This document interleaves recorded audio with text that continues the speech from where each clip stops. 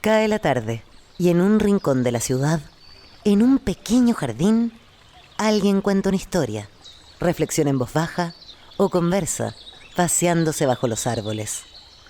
Es hora de volver a casa, bajar la velocidad y darle tiempo al tiempo.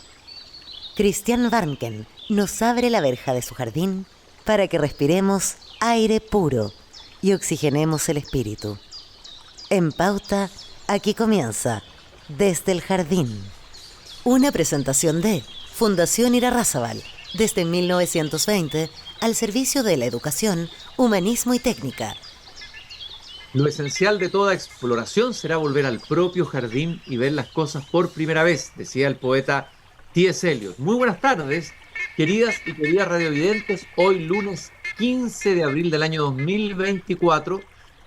Saludo especialmente a quienes nos escuchan en el norte, en Antofagasta, en el centro, quinta región y también región metropolitana, en el sur, Temuco, y aún más al sur, en Punta Arenas, los auditores de Radio Polar que se suman a quienes ya nos escuchaban y veían, porque yo les llamo radiovidentes por eso mismo, porque al escucharnos nos ven, me ven en mi jardín, en la austral ciudad de Punta Arenas. Un saludo muy especial a todos los radiovidentes patagónicos que se suman al mundo del jardín.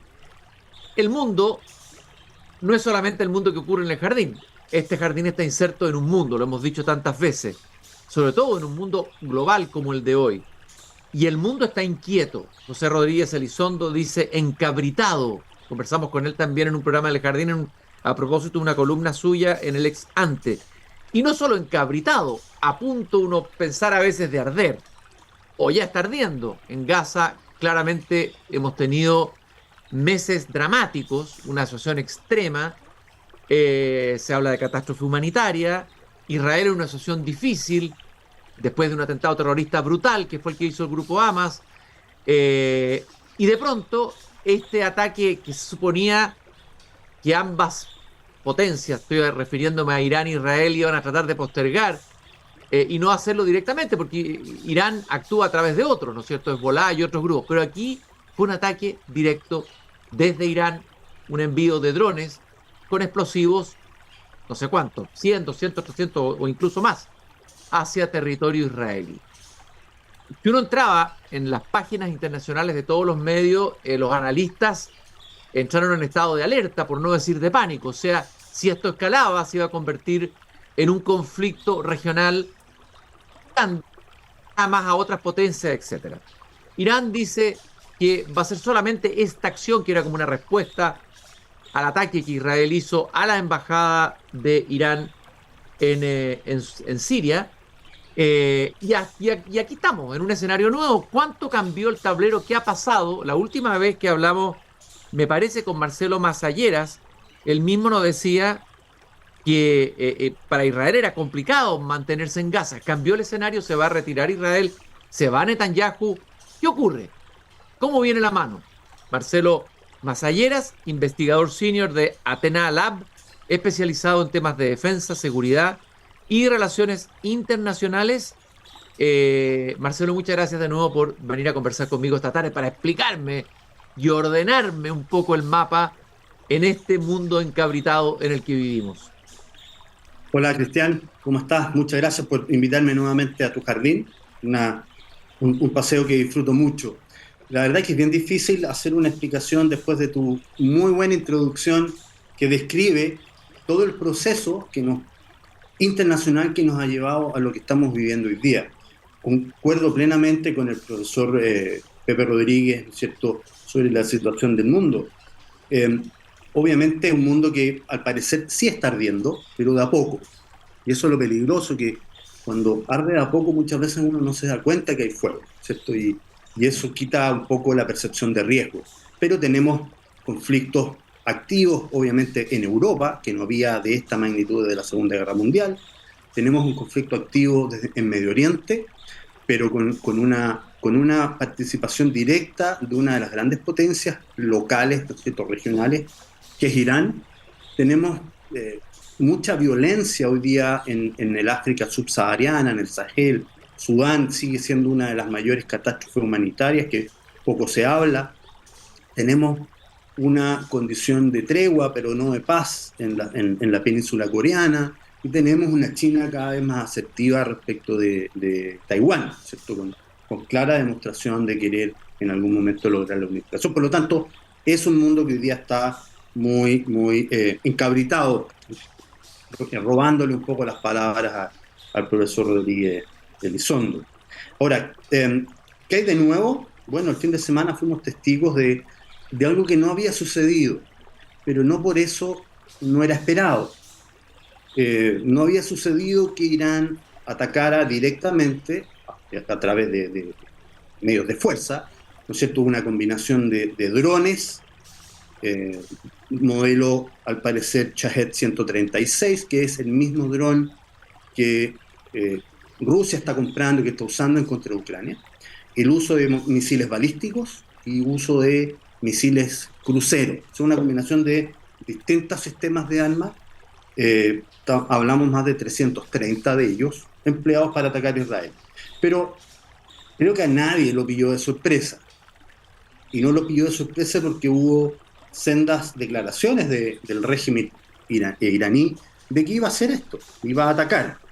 Y eso permitió en muy buena forma de que Israel se preparara. Recordemos que Irán e Israel no tienen frontera común, ¿cierto? Entre medio está Irak, está Jordania, está Siria. Por lo tanto, debe sobrevolar, desde su territorio debe sobrevolar territorio de otros para poder hablar. Entonces, fue un ataque inédito, porque Irán no había atacado directamente, se producía a través de terceros, pero no era inesperado. Y ese tiempo permitió que la defensa aérea israelita hubiese una altísima eficiencia en la interceptación de esto, ya sea los israelitas o bien aliados o terceros países, porque aquí, Cristian, no se sabe todo lo que pasó aún. Y nos vamos a sorprender seguramente en los días que vienen al enterarnos de quiénes participaron en el derribo de todos estos sistemas de armas. ¿De qué estamos claros y seguros? De que Israel participó, ya sea a través de sus sistemas de defensa antiaérea, o sea, ellos usaron el Iron Dome, ellos usaron su sistema de misiles Arrow, que es para interceptación de misiles balísticos de largo alcance, capaz de interceptar misiles fuera de la troposfera, en la estratosfera. Tenemos conocimiento de que actuaron aviones israelitas, tenemos conocimiento de que actuaron aviones norteamericanos, pero también hay información de que actuaron aviones jordanos, de la Fuerza Aérea de Jordania, y posiblemente de otros países del área, ¿sí? De la órbita, del área árabe, que no me voy a aventurar ahora porque no tengo realmente certeza, pero aparentemente hay otras fuerzas aéreas que participaron. Entonces, tenemos un ataque anunciado, tenemos preparación y tenemos una acción para evitar los daños. Y al final del día, Cristian, después de haber lanzado más de 330 proyectiles, ¿cuál fue el daño real en Israel? Bueno, el daño real es una niña, es lamentablemente, se vio afectada una niña israelita, creo que no es de origen israelita, sino más bien árabe, de 7 años. Esa es la única víctima que lamentar en este masivo ataque. Entonces, claro, hay una situación de quiebre, hay un involucramiento de Irán directamente en el conflicto con Israel. Pero al mismo tiempo hay una defensa lo suficientemente eficaz para proteger al pueblo de Israel del ataque. Y hay, Oye, bueno, hay tantas cosas que comentar. Marcelo, la situación de Israel antes del ataque de Irán parecía ser complicada en términos de los apoyos internacionales. Los apoyos se habían ido debilitando, había una especie de clamor internacional por lo que estaba pasando en Gaza, los efectos humanitarios, la cantidad de muertos, los inocentes, los civiles, etcétera, y la imagen de Israel estaba complicada. pero aquí cambia el escenario y aparecen todos los países más importantes, Unión Europea, Estados Unidos, apoyando a Israel. Eh, ¿Cuánto va a cambiar, digamos, cuánto va a cambiar esto, el desarrollo de lo que ocurre en Gaza y la situación de Netanyahu? He escuchado por ahí que muchos dicen que tal vez esta es la oportunidad o el momento en que él podría salir o irse. Eso he escuchado yo, le escuché a alguien decir eso, no sé si lo leí en una revista internacional, podría irse de una manera digna, digamos, y Israel recuperar un poco, recuperar su credibilidad, su legitimidad afuera. ¿Cómo lo ves tú? ¿Cómo lo ves tú? Mira, súper buena pregunta. Yo creo que es parte de las grandes claves que hay que analizar. Eh, la situación en Gaza no va a cambiar nada a raíz de este ataque. ¿En qué sentido? En que la crisis humanitaria sigue existiendo, la ocupación por parte de fuerzas israelitas sigue existiendo. Por lo tanto, directamente es muy difícil que cambie. Por lo tanto, también es difícil que cambie la opinión de otras potencias respecto a la crisis humanitaria, porque el problema, fíjate que el cuestionamiento no va en si Israel tenía el derecho a Claro, entrar en Gaza a claro. buscar a quienes fueron los responsables del ataque. De eso no hay cuestionamiento. O sea, se basa en el derecho a la legítima defensa. Lo que hay en cuestionamiento es cómo la invasión ha afectado dramáticamente a la población civil, con las muertes, con la hambruna, con el desplazamiento, etc. Por lo tanto, puede que toda esta vorágine de información que ha llegado pueda distraer un poco la atención sobre la crisis humanitaria, pero la va a distraer, no creo que la reemplace. Eso es una cosa. ¿No? Y por otro lado está la posición de las grandes potencias respecto a Israel.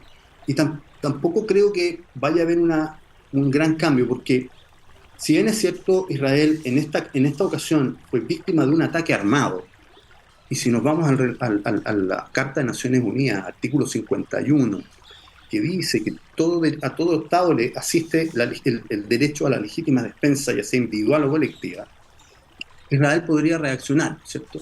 Y lanzar un ataque contra Teherán. Pero al parecer, eso no ha pasado aún y podría ser que no pase. Sabemos que líderes como el presidente Biden ha sugerido que Israel no reaccione. El presidente Macron de Francia dijo, mejor que no reaccione. Incluso Vladimir Putin dice, mira, mejor que esto hasta por ahí, ¿no? Lo que indica que quizás esto es parte de un mismo juego geopolítico, ¿cierto? Ahora, ¿qué pasa al interior de Israel? Y yo creo que ahí va a centrar tu pregunta. Bueno, eh, es una excelente pregunta porque eh, una parte del pueblo israelita puede haber percibido o no haber percibido una real amenaza, puesto que su defensa antiaérea fue lo suficientemente eficiente para evitar cualquier daño. Pero no tengo duda de que va a haber una parte de la población israelita que quiere que se tomen acciones, ¿cierto? Que se lleve adelante alguna medida de retribución del ataque. Y eso va a poner al ya debilitado, ¿no es cierto?, gobierno de Netanyahu en un dilema, y que hoy día me imagino que están ponderando cuál es la situación en Gaza, cuál es la situación interna, cuál es la posición de Israel, como tú mencionabas, respecto de grandes potencias que quieren que la crisis humanitaria en Gaza termine, pero que no se pierden en apoyar a Israel en esta lucha geopolítica regional. O sea, criticamos a Israel por la crisis humanitaria que hay en Gaza, sí. De hecho, el presidente Biden hizo un par de declaraciones más o menos fuertes para lo que uno está acostumbrado en el lenguaje diplomático. Sin embargo, no se pierde en apoyar a su aliado regional, Israel, incluso enviando más armamento y aviones a derribar aquellos drones que son una amenaza para Israel. Entonces, yo creo que hay que esperar un poco para ver qué va a pasar. Eh, eh, hay una suerte de presión sobre el gobierno israelita fuerte y no son pocos los que han señalado que es el momento de tener un nuevo liderazgo. pero no es muy común tener cambios de liderazgo en condiciones de guerra. Eh, no es común y no es bien, no tiene buenos resultados. Ahora, Pero Marcelo, perdón, tú habías dicho en un artículo en Ex Ante, dijiste que Israel no cuenta con la fuerza para ocupar Gaza durante mucho tiempo. ¿Cuánto tiempo puede Israel ocupar Gaza? ¿Cuándo se cierra? ¿Cuándo termina eso? ¿Cuándo le conviene hacerlo? bueno, de partida uno puede decir que se va a terminar cuando hayan obtenido los objetivos estratégicos definidos para la campaña, que en síntesis pueden ser definidos como la liberación de la totalidad de los rehenes y la eliminación de Hamas como una amenaza.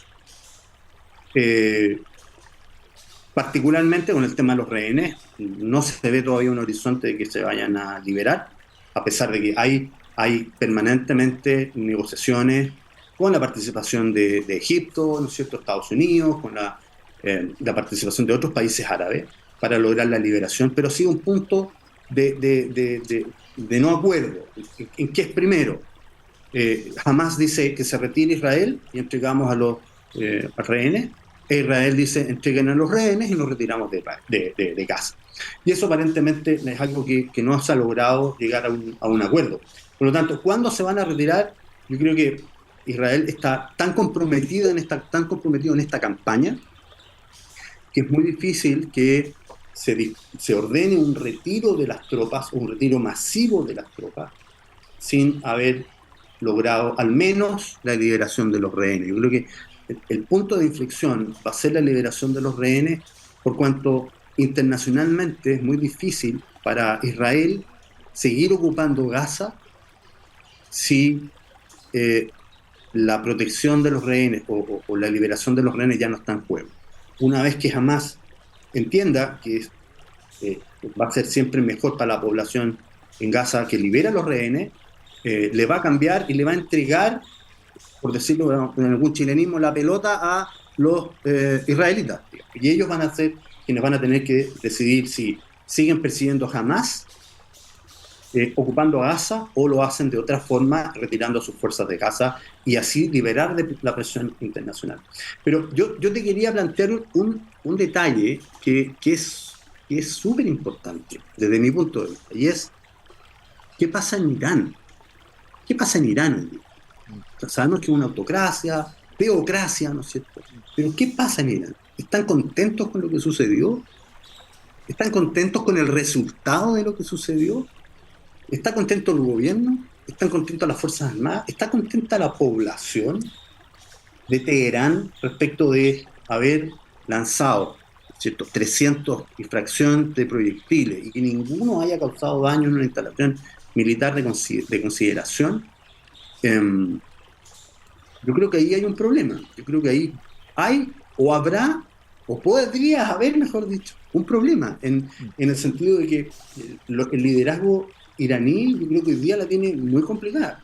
Si hacemos un balance de quienes ganaron o quienes perdieron, fíjate que yo me atrevería a decir que después de todo este proceso, Israel está en mejores condiciones, porque a lo menos probó que tiene una defensa aérea, antiaérea de primer nivel que no la tiene prácticamente nadie en el mundo. Y que no la tiene Irán, me imagino, ¿no? No, está lejos, está muy Ah, lejos. si Está Israel mandara la misma cantidad de drones de vuelta, me parece que los daños serían mucho mayores, ¿no? mucho mayor, efectivamente. Nadie tiene, ni los países europeos tienen un sistema como este. Eso es una cosa. ¿Y quién más sale fortalecido? Yo creo que sale fortalecido el presidente de Estados Unidos, ¿no es cierto? Mm. Eh, ¿Eso y puede incidir, perdón, en la elección con Trump? ¿Podría incidir?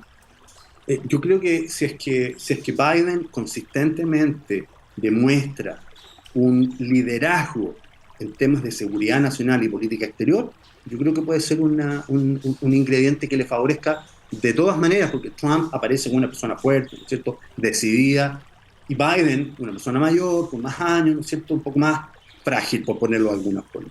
Y este tipo de cosas yo creo que favorecen a su imagen. Pero volviendo al tema, no sé si Irán sale fortalecido después de todo esto. Porque se estima que el ataque iraní el ataque iraní en términos de costos para el gobierno fue multimillonario.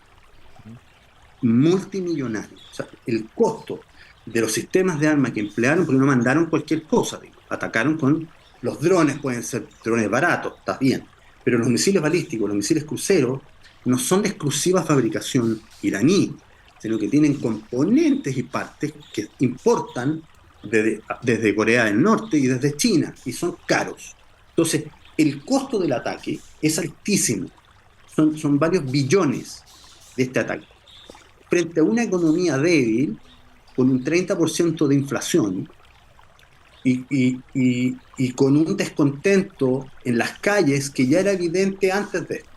Entonces, si tú tienes un gobierno que está en problemas, con una alta inflación, con un problema de acceso a bienes en forma interna, y le sumas que lanzaste un ataque que te costó varios miles de millones de dólares y que afectaste a una sola persona, lamentablemente una niña, pero no afectaste el aparataje militar, ni mataste soldados del adversario, del gran enemigo, bueno, es para cuestionarse. Entonces, Oye, y en ese sentido, ¿qué es lo que debiera hacer inteligentemente Israel? Digamos, si fuera inteligente y actuara y se hubieran leído a lo mejor el arte de la guerra, hay momentos que hay que esperar, no atacar inmediatamente, ver cómo se debilita el adversario, si le hubieran leído el arte de la guerra. ¿Qué debiera hacer Israel en este contexto, en este nuevo escenario, fruto de un ataque fracasado, en un cierto sentido, digámoslo así, y con un bueno, resultado tan exitoso de defensa de parte de Israel? sacar partido de todo lo que está logrando, sacar partido de que es un enemigo casi inafectable, eh, y, y hacer lo que mejor hace Israel, que es tener un excelente sistema y servicio de inteligencia y afectar indirectamente a un adversario que, mira, no tengo tantos antecedentes en este momento como para afirmarlo fehacientemente, pero yo creo que el régimen iraní podría verse muy debilitado desde ahora en adelante. Y eso sí que podría aprovecharlo adecuadamente, no solamente Israel, sino que además otras naciones que en el concierto del Medio Oriente son interesadas. Y la primera que uno se le viene a la cabeza es Arabia Saudita. Arabia Saudita es un adversario colosal, grande, importante en el Medio Oriente.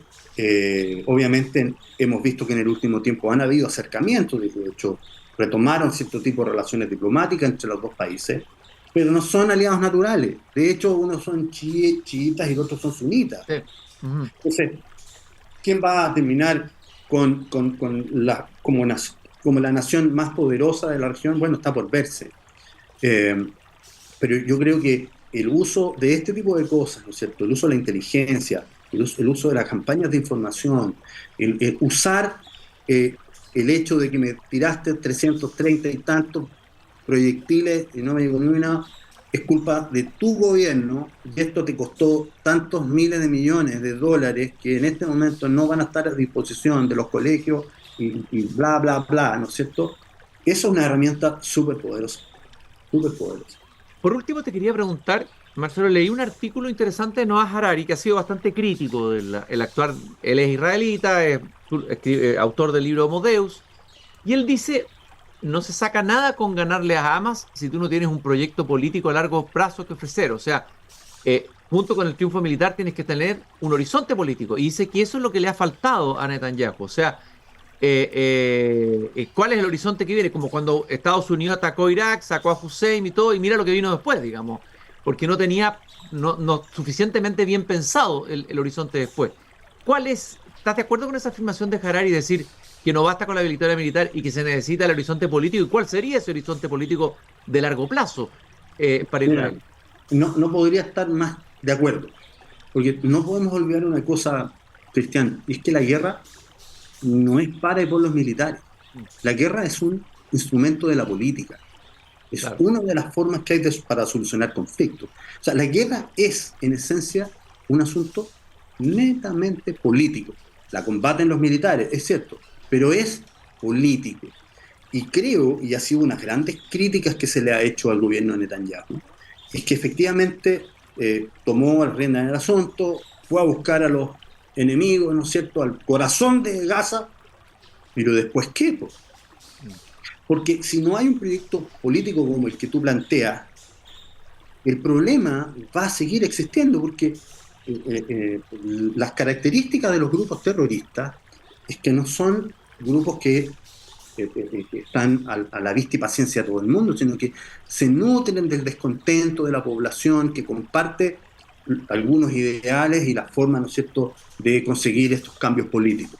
Bueno, si uno tiene una ciudad que está totalmente destruida, sin acceso a alimentación y agua potable, sin colegios, sin lugares donde se pueden curar a los enfermos, es un lugar especial para seguir incubando potenciales personas que se adhieran a este tipo de grupos, como es Hamas.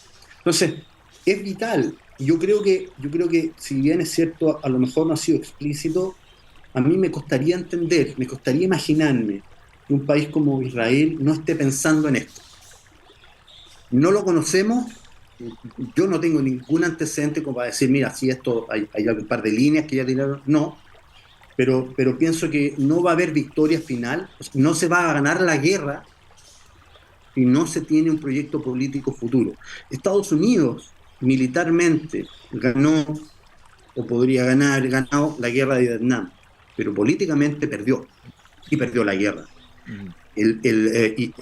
Egipto,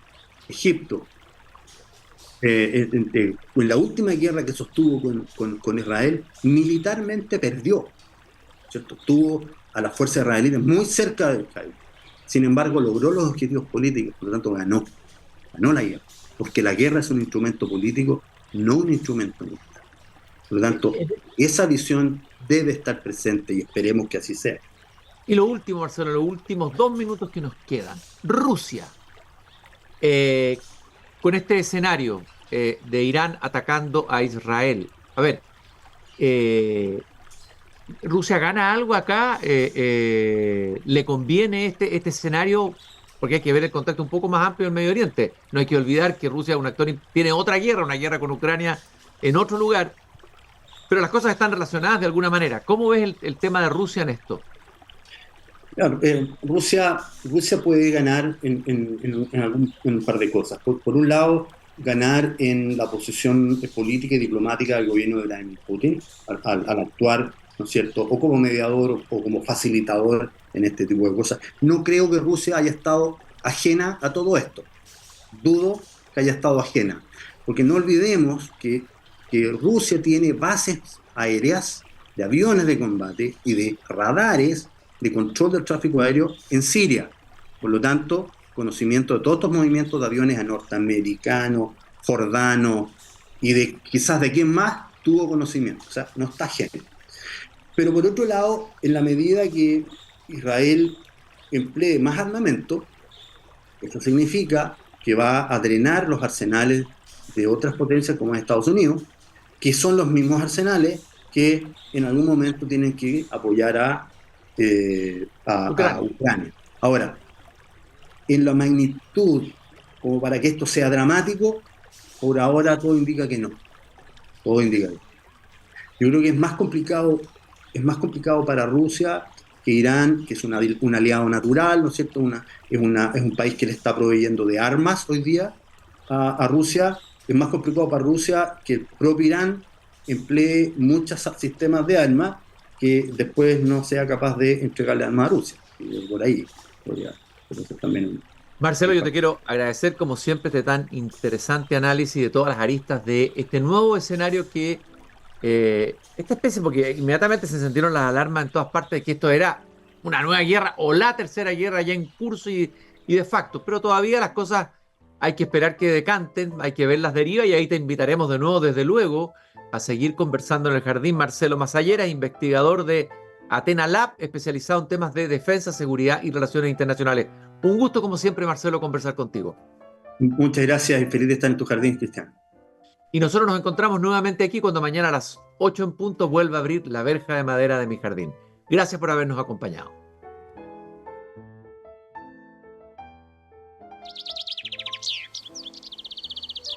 Es hora de cerrar la verja de madera del jardín.